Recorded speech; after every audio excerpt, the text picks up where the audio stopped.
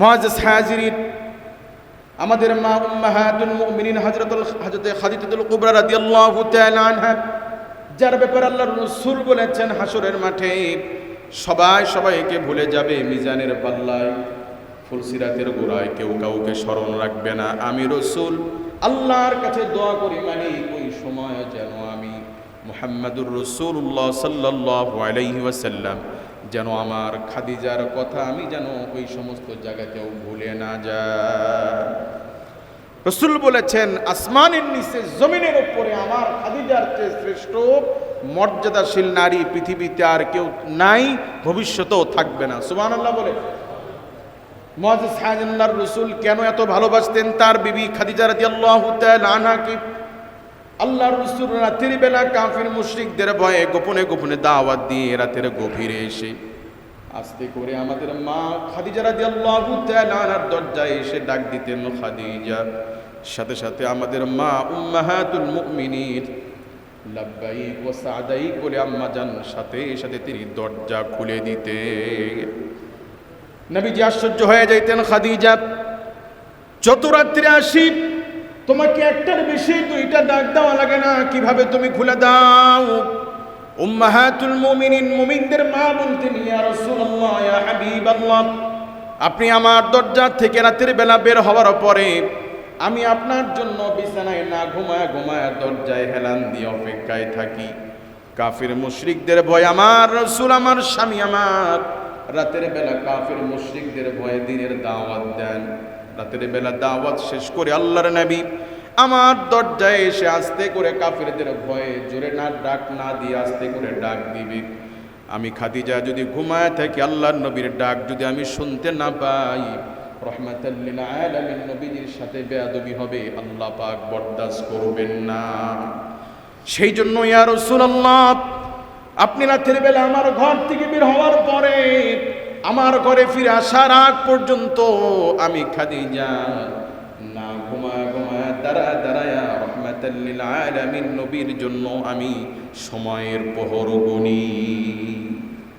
এই হচ্ছে রাসূলের প্রতি তাদের ভালোবাসা। নবী সাল্লাল্লাহু আলাইহি ওয়াসাল্লামের অনুসরণের ক্ষেত্রে আল্লাহ পাক কোরআনুল আযীমে বলেছেন, কুল ইন কুনতুম তুহিব্বুনাল্লাহা ফাত্তাবিউনি ইউহিব্বুকুমুল্লাহ ওয়া ইয়াগফির লাকুম যুনুবাকুম ওয়াল্লাহু গফুরুর রহিম। ঈমান আনার পরে সাহাবায়ে কেরামের একটাই স্বপ্ন, একটাই চিন্তা, কি করলে আল্লাহ এবং তার রাসূল খুশি হবে, কি করলে আখিরাতে তাড়াতাড়ি জান্নাতে যেতে হবে। সুবহানাল্লাহ। সে কারণে সাহাবায়ে কেরাম মাঝে মাঝে আল্লাহর রাসূলের কাছে জানতে চাইতেন, ইয়া রাসূলুল্লাহ, কি করলে আল্লাহ খুশি হবেন, কি করলে আপনি খুশি হবেন, কি করলে আরহামুর রাহিমিন রব্বি কারীম খুশি হবেন? প্রশ্নের জবাবে আল্লাহ পাক কোরআনুল কারীমে সূরাতুল আল ইমরানে আল্লাহ পাক জানিয়ে দিয়েছেন, হাবিব আপনি আমার বান্দাদেরকে জানায় দেন, কুল ইন কুনতুম তুহিব্বুনাল্লাহ ফাত্তাবিউনি ইউহিব্বুকুমুল্লাহ। আল্লাহু আকবার বলেন। নবীজির উপর আল্লাহ কোরআন আয়াত নাযিল করে বলছেন, ও রাসূল আপনি মুমিনদেরকে জানায় দেন, কুল ইন কুনতুম তুহিব্বুনাল্লাহ, ও পৃথিবীর মুমিনেরা, তোমরা যদি আল্লাহ রাব্বুল আলামিনকে খুশি করতে চাও, ফাত্তাবিউনি, তোমরা আমার ইত্তিবা করো, আমার অনুসরণ করো। তোমরা যদি আমার অনুসরণ করো, ইউহিব্বুকুমুল্লাহ, স্বয়ং আল্লাহ রাব্বুল আলামিন তিনি তোমাদেরকে ভালোবাসবেন। ভালোবাসা একটি দ্বিপাক্ষিক জিনিস। কি পাক্ষিক? দ্বিপাক্ষীয় জিনিস। একপক্ষীয় ভালোবাসা এটা ভালোবাসা নয়। আমি একজনকে ভালোবাসি, আমার স্ত্রীকে ভালোবাসি, কিন্তু আমার স্ত্রী আমাকে অ্যাকসেপ্ট করে না, আমার ভালোবাসা গ্রহণ করে না, তো এই ভালোবাসার কোনো দাম নেই। কথা বলেন ঠিক কি না? তো আমি আল্লাহকে ভালোবাসলাম, কিন্তু আল্লাহ আমাকে পছন্দ করেন না, তো এই ভালোবাসা ব্যর্থ ভালোবাসা। কিন্তু আল্লাহ পাক স্বয়ং নিজেই যদি আমাকে ভালোবাসেন, বলুন এর চেয়ে কার্যকরী ভালোবাসা, এর চেয়ে মাকবুলিয়াত ভালোবাসা পৃথিবীতে কিছু হতে পারে? কাজী আল্লাহ পাক কোরআন আয়াত নাযিল করে শিখায়া দিচ্ছেন, নবী আপনি আমার বান্দাদেরকে জানায়া দেন, ইন কুনতুম তুহিব্বুনাল্লাহ, তোমরা যদি আল্লাহকে ভালোবাসতে চাও তাহলে তোমরা আমি নবীর ইত্তিবা করো, তাহলে ইউহিব্বুকুমুল্লাহ, স্বয়ং আল্লাহ নিজে তোমাদেরকে ভালোবাসবেন। কাজে আল্লাহর ভালোবাসা অর্জন করতে হলে নবীজির ইত্তিবা করতে হবে। নবীজির কি করতে হবে? নবী সাল্লাল্লাহু আলাইহি ওয়াসাল্লাম বলেছেন, লা ইউমিনু আহাদুকুম হাত্তা আকুনা হাব্বা ইলাইহি মিন ওয়ালিদিহি ওয়া ওয়ালাদিহি ওয়ান নাসি আজমাইন। তোমাদের মধ্যে ততক্ষণ পর্যন্ত কেউ খাঁটি মুমিন হতে পারবে না ততক্ষণ পর্যন্ত তোমাদের মধ্যে ওই ব্যক্তি, যে ব্যক্তি তার সন্তান সন্ততি, তার পিতামাতা, দুনিয়ার সমস্ত বিষয়বস্তু, এমনকি তার নিজের জীবনের চাইতে যতক্ষণ পর্যন্ত আমি নবীকে ভালো না বাসবে ততক্ষণ পর্যন্ত এই ব্যক্তি পরিপূর্ণ মুমিন হতে পারবে না। তাহলে পরিপূর্ণ মুমিন হতে হলে নিজের জীবনের চাইতে কাকে ভালোবাসতে হবে? আল্লাহ রসুলকে। বলুন কাকে? নবী সাল্লাল্লাহু আলাইহি ওয়াসাল্লাম বলেছেন, তোমাদের মধ্যে মান আহাব্বা সুন্নতি ফাকাদ আহাব্বানি ওয়া মান আহাব্বানি কানা মাই ফিল জান্নাহ।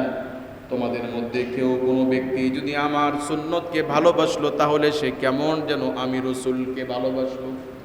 ওয়া মান আহাব্বানি, যে আমাকে ভালোবাসলো, কানা মাই ফিল জান্নাহ, সে ব্যক্তি জান্নাতের মধ্যে আমি রসুলের সাথী হবে। সুবহানাল্লাহ বলেন।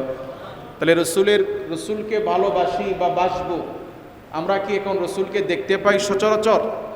সাহাবা কেরামের মতো রসুলকে আমরা চোখের সামনে সবসময় দেখি? তাহলে রসুলকে আমরা কিভাবে ভালোবাসবো? রসুলের সুন্নতকে মহাব্বত করে। বলুন কাকে ভালোবেসে? রসুলের সুন্নতকে ভালোবাসার অর্থই হলো আল্লাহ রসুলকে ভালোবাসা। কাজী জীবনের প্রতিটি ক্ষেত্রে রসুলের সুন্নাতকে আমরা প্রায়োরিটি গুরুত্ব দিব তো ইনশাআল্লাহ। আল্লাহ আমাদেরকে রসুলের প্রতিটি সুন্নাহকে মহাব্বত করে আমল করার তৌফিক দান করুন। রসুলের সুন্নতকে মহাব্বত করা, রসুলের সুন্নতকে ভালোবাসার অর্থই হলো রসুলকে মহাব্বত করা। রসুলের প্রতিটি সুন্নাতের উপরে আমল করার অর্থই হলো জান্নাতকে নিশ্চিত করা।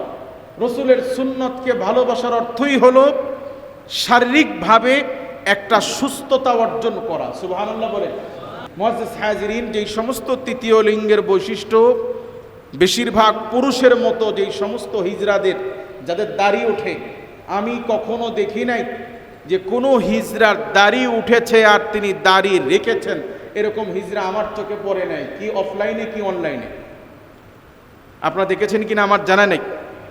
তাহলে আমরা যারা পুরুষ, যাদেরকে আল্লাহ দাড়ি দিয়েছেন, তারা আমরা দাড়ি কেটে কি আমরা তাদের দলে যোগ দিতে চাই যে আমিও তোমাদের মতো একজন? কথা বুঝাইতে পারি নাই মনে হয়। মানে আমরা যারা পুরুষ, যাদেরকে আল্লাহ দাড়ি দিয়েছেন, আমরা দাড়ি কেটে আমরা কি ওই ভাইদের কাতারে যেতে চাই? কাজে আমরা দাড়ি রাখার চেষ্টা করবো ইনশাআল্লাহ।